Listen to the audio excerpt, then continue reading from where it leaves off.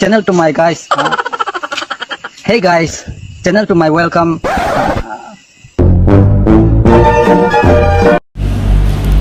හිසේ කෙස් ගැලවිලා යන එතකොට හිසේ හිස් හොරි තියෙන කට්ටියට ලොකු විසතුමක් අරගෙන තමයි මං ආවේ.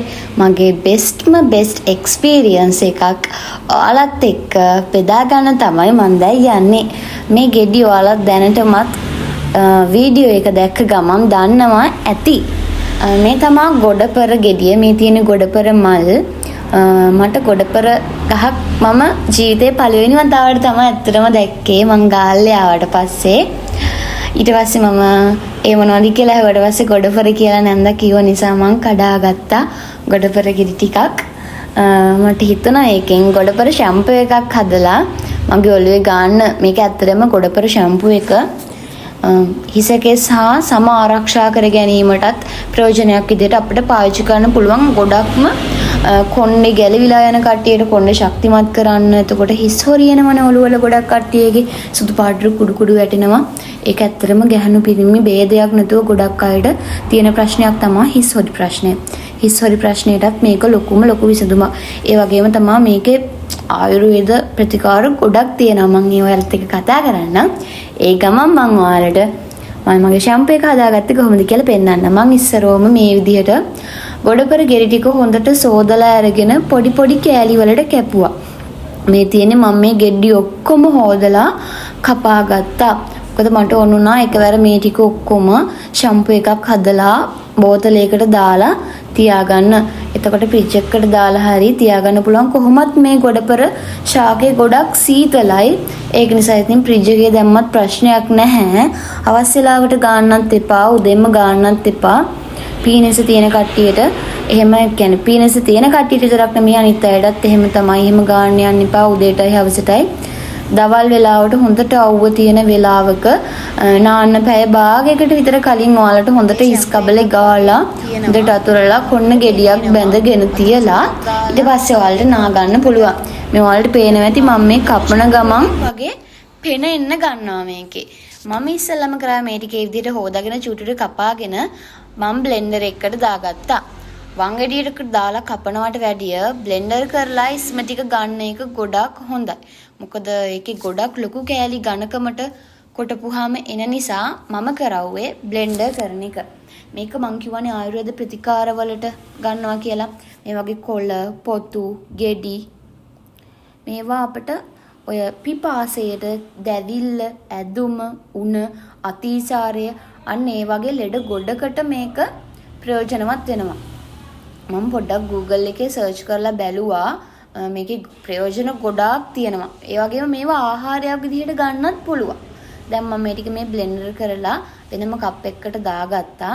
කප් එකකට දාගෙන මම මේක හොඳට අතින් අනාගත්තා.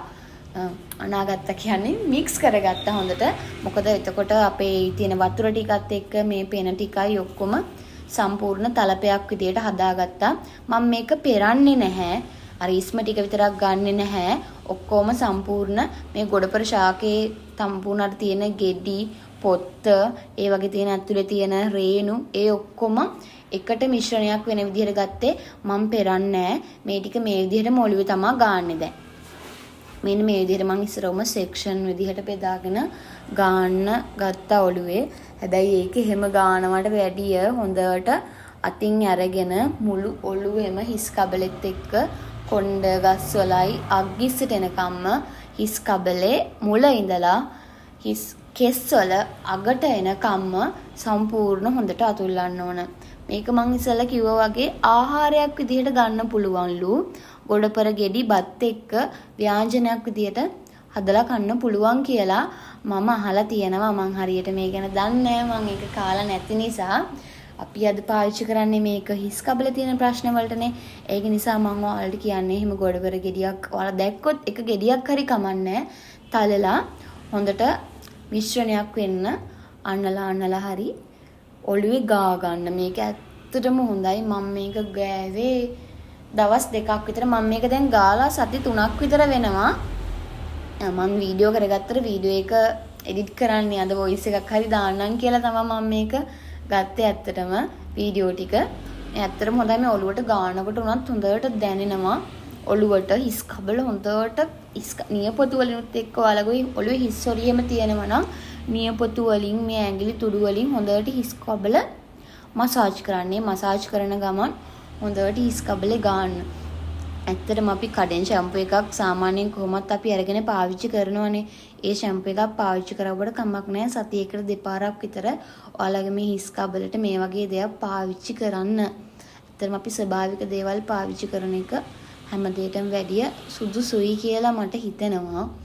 මේ මොකද අපි බොරු දේවල් වලට වියදම් කරනවට වැඩිය මේ අපේ රටේ තියෙන ස්වභාවික ඖෂධ වලින් අපිටම දෙයක් කරගන්න පුළුවන් නම් ඇත්තට මේක සෑහෙන්න වටිනවා.